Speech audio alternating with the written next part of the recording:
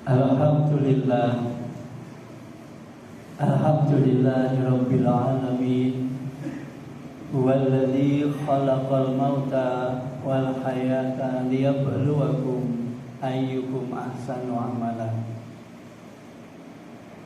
Asyhadu an la ilaha illallah wahdahu la syarikalah wa asyhadu anna Muhammadan abduhu wa rasuluh la nabiyya ba'dah.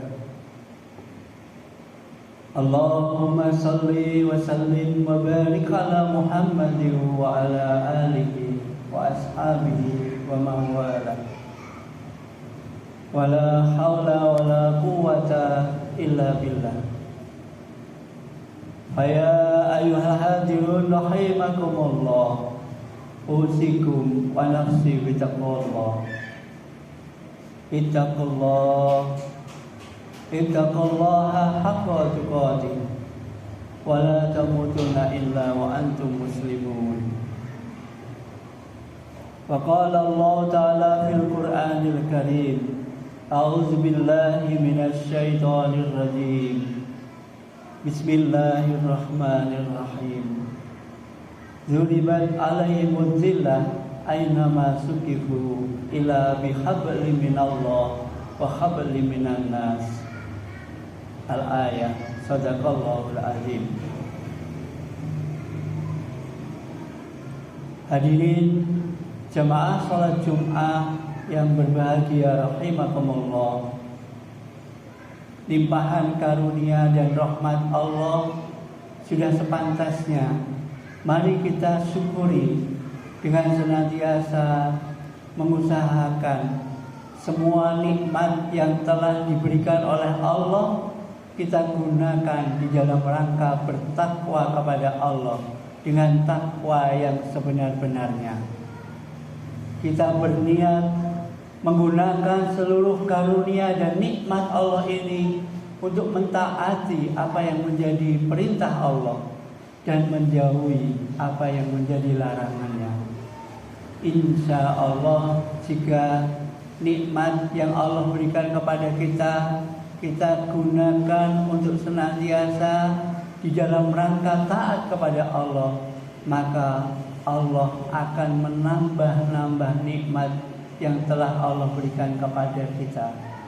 La in syakartum la azidanakum wa la in kafartum inna azabi lasyadid. Tetapi jika kita diberi kesehatan, kesempatan, kenikmatan yang luar biasa tidak kita gunakan untuk taat kepada Allah, maka bersiap-siaplah. Mungkin Allah akan mengurangi nikmat atau bahkan mengganti nikmat itu dengan musibah. Hadirin yang berbahagia rahimakumullah.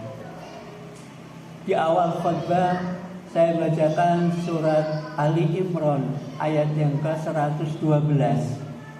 Memang hanya potongan di awal surat, tetapi inti dari ayat yang ke-112 ini memang berada di dalam potongan ayat yang di awal. A'udzubillahi minasyaitonirrajim. Bismillahirrahmanirrahim. Dzuribat 'alaihimuz zillah. Kamu semua akan senantiasa berada di dalam kehinaan, berada di dalam kesengsaraan. Ainama suqifu, dimanapun kamu berada. Illa kecuali bihabli minallah wa habli minan nas. Engkau bisa menjaga tali hubungan kita kepada Allah dan tali hubungan kita kepada sesama. Hadirin yang berbahagia rahimakumullah. Ayat ini memang menggambarkan orang-orang Yahudi. Orang-orang Yahudi itu akan senantiasa berada dalam kehinaan, berada dalam kesengsaraan karena mereka tidak bisa menjaga tali hubungan kepada Allah dengan senantiasa mendustakan ayat-ayat Allah dan tidak bisa menjaga tali hubungannya kepada sesama karena seringkali orang-orang Yahudi ini membunuh utusan-utusan Allah. Tetapi ayat ini tidak hanya ditujukan kepada orang Yahudi saja, juga disampaikan kepada kita melalui Rasulullah. Yang intinya, siapapun kita, kalau tidak bisa menjaga hubungan baik kita kepada Allah dan menjaga hubungan baik kita kepada sesama manusia, maka kita akan berada di dalam kehinaan, di dalam kesengsaraan, dimanapun kita berada.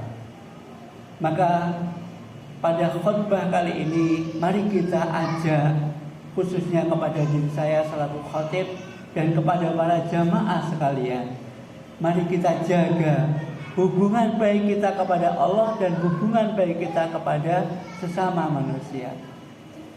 Hubungan kita kepada Allah sebenarnya sangat sederhana, karena Allah Maha Kuasa, Maha Pengampun, Maha Penyayang. Maka yang paling pokok ketika kita berhubungan kepada Allah, yaitu janganlah mensekutukannya. La tusyrik billah. Jangan mensekutukan Allah. Karena sebanyak apapun dosa kita, kesalahan kita kepada Allah, Allah Zat yang Maha Pengasih, Zat yang Maha Penyayang, maka akan diampuni dosanya oleh Allah, kecuali dosa syirik. Innallaha la yaghfiru ayyushraka bihi wa yaghfiru ma duna dzalik. Sesungguhnya Allah akan mengampuni apapun dosanya, kecuali dosa syirik. Maka ikatan kita kepada Allah itu jangan mensekutukan. Kita pegang teguh la ilaha illallah. Inilah yang akan mengantar kita kepada surga. Maka Rasulullah menyampaikan, miftahul jannah la ilaha illallah. Kunci surga itu adalah mempertahankan akidah kita sehingga tidak mensekutukan Allah. Meskipun kita berzina, meskipun kita mencuri, meskipun banyak dosa kita, selama akidah kita benar, tidak mensekutukan Allah, insya Allah kita punya tiket untuk masuk surga. Mungkin perlu waktu yang lama dulu masuk neraka.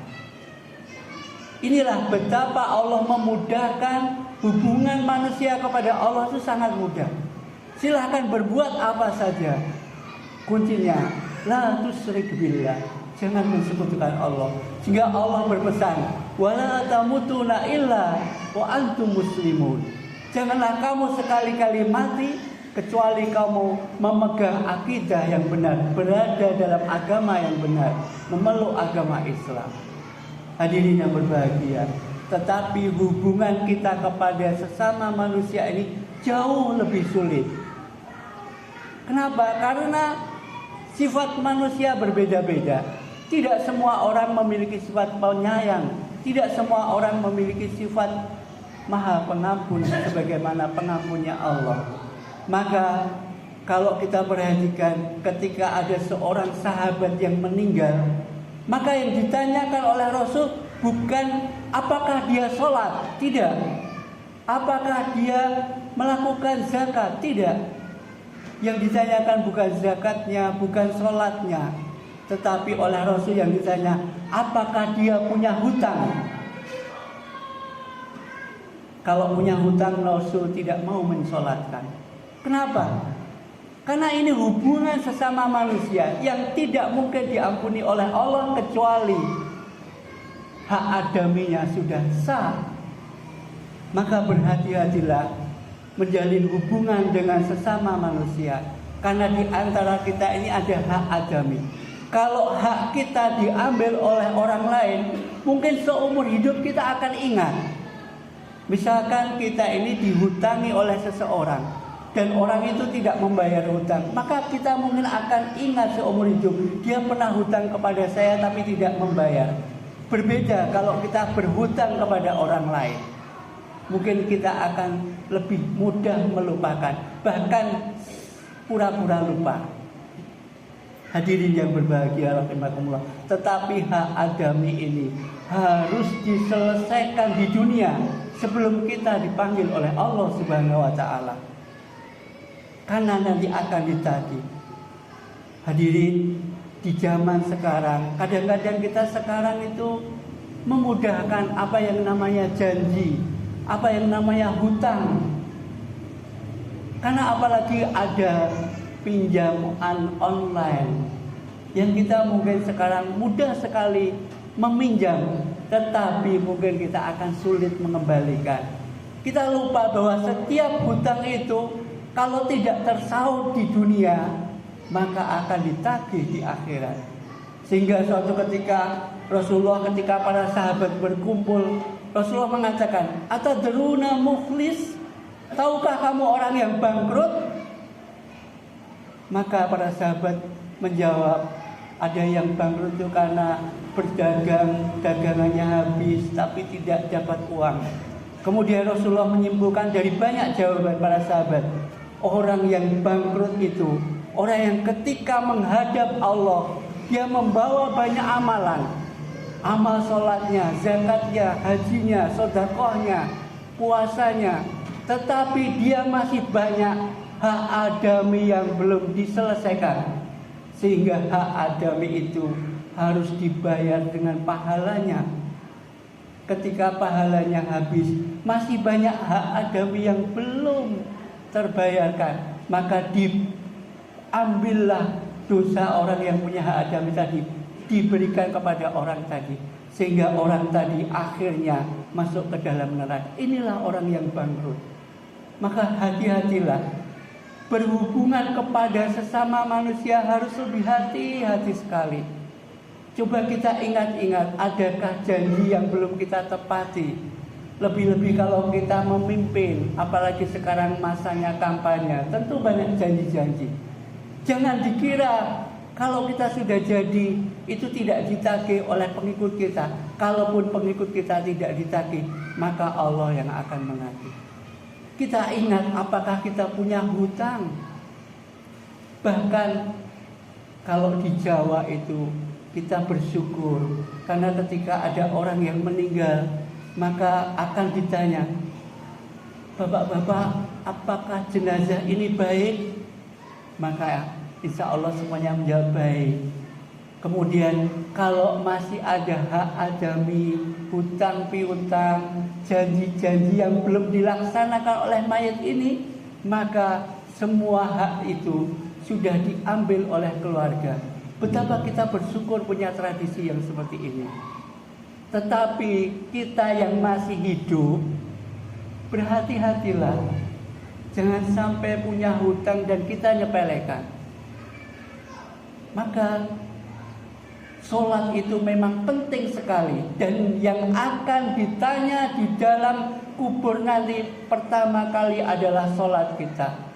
Tetapi kita juga harus ingat, meskipun kita banyak membawa amal yang baik, tetapi kalau hak adami kita belum tuntas, maka itu akan mengurangi semua pahala baik yang kita bawa. Berhubungan dengan Allah sangat penting. Berhubungan dengan manusia harus hati-hati. Jangan sampai ada hak adami yang belum tuntas sehingga kita dipanggil oleh Allah. Ada sebuah riwayat yang sangat mengharukan. Ketika Rasulullah merasa ajalnya sudah sangat dekat, maka Rasulullah mengumpulkan para sahabat.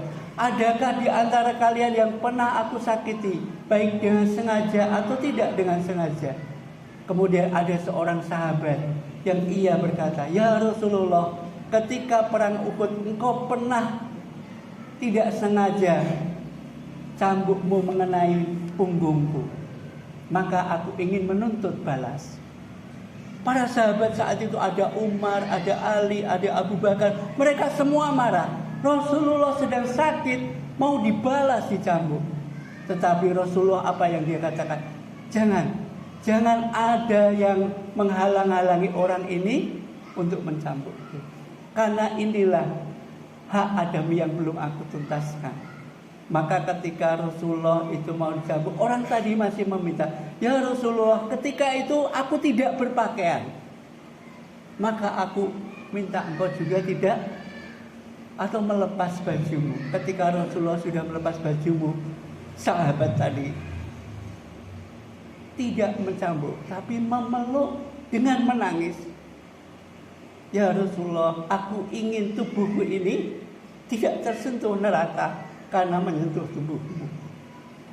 Betapa Rasulullah dari yang sekecil itu menuntaskan hak adaminya.